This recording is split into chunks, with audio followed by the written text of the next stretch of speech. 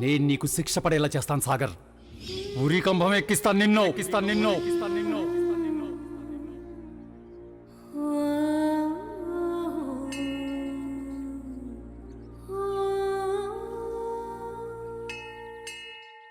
ఏమైందమ్మా? ఎందుకు ఎక్కడ నిలబడ్డావు?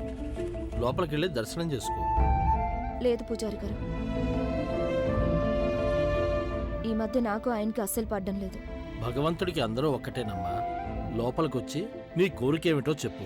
ఆ తల్లి నీ కోరిక తప్పకుండా తీరుస్తుంది. లేదు పూజారి గారు, నేను ఇంతవరకు ఎన్నడూ బిచ్చం ఎత్తుకోలేదు, ఇప్పుడు కూడా అడుక్కోను. దేవుడికి నా నిజాయితీ గురించి తెలుసు. సాగర్ కూడా నిజాయితీ గలవాడే. ఒకవేళ దేవుడే నిజాయితీ పరులకు తోడుగా లేకపోతే, వాళ్ళకి న్యాయం జరిపించకపోతే, ఆ ఓటమి నాది కాదు, దేవుడిది.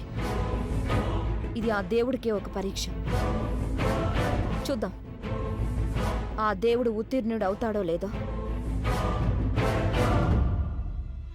గంగా,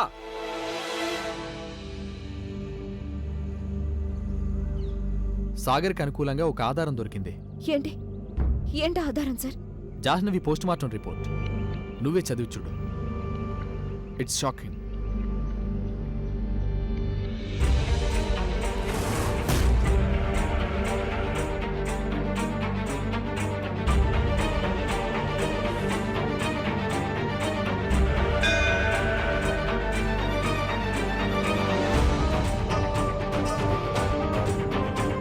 థ్యాంక్ యూ దేవుడా, నువ్వు నాకు తోడుగా ఉన్నందుకు చాలా చాలా కృతజ్ఞతలు.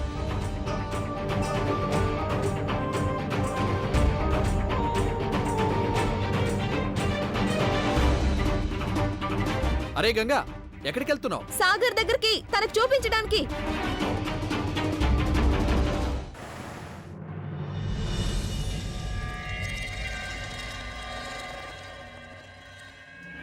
వాట్? జాహ్నవి డ్రగ్స్ తీసుకునేదా? అవును, అలాగే డ్రగ్స్ ఓవర్ డోస్ కారణంగానే జాహ్నవి చనిపోయింది.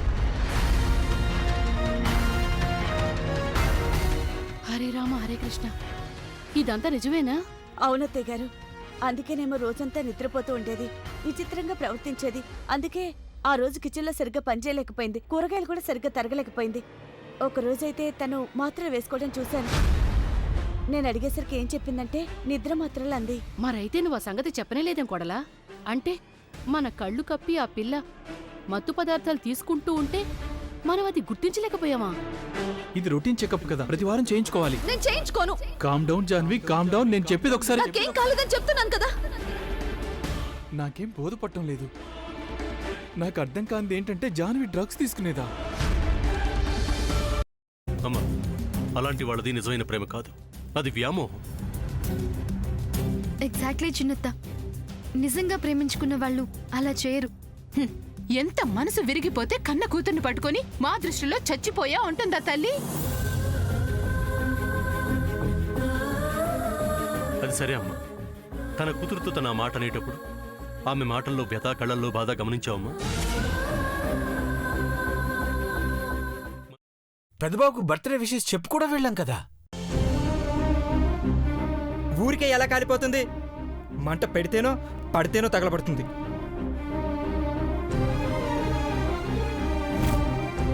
కరెక్ట్ చిన్నబాబు, నీకొచ్చినట్టే నాకు డౌట్ వచ్చింది. పార్వతే షర్టును తగలబెట్టిందనుకుంటా.